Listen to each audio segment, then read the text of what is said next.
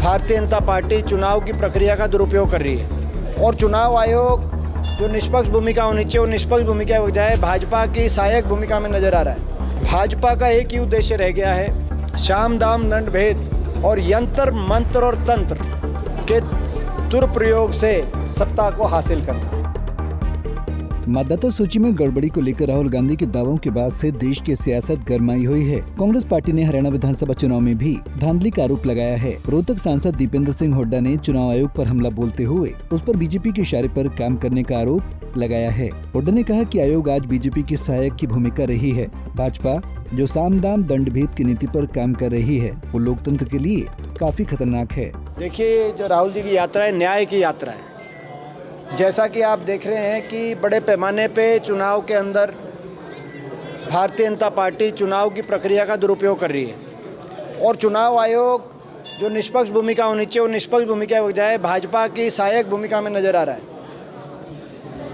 भाजपा का एक ही उद्देश्य रह गया है, साम दाम दंड भेद और यंत्र मंत्र और तंत्र के दुरुपयोग से सत्ता को हासिल करना, यानी कि जन भावनाओं से सरकार को ना बनाना। नायब सिंह जी के शब्दों में मैं कहूँ तो सारी व्यवस्थाओं का इंतजाम करके सत्ता पे काबिज होना। जो उन्होंने कहा था कि जन भावना से नहीं, लेकिन सारी भाजपा की के पास सारी व्यवस्थाएं हैं सरकार बनाने के लिए। ये जो व्यवस्थाएं हैं ये लोकतंत्र के लिए खतरा है।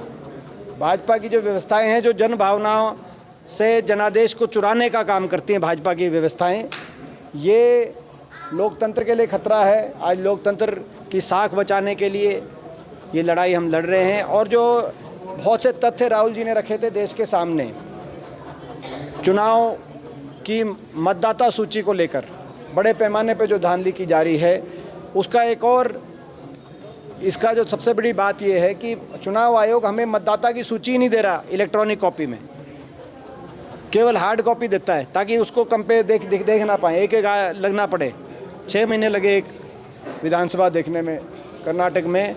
तो चुनाव आयोग किसी भी प्रदेश की जबकि मतदाता सूची का अधिकार जनता का होना चाहिए, जनता को मतदाता सूची की इलेक्ट्रॉनिक कॉपी मिलनी चाहिए, विपक्ष को मिलनी चाहिए।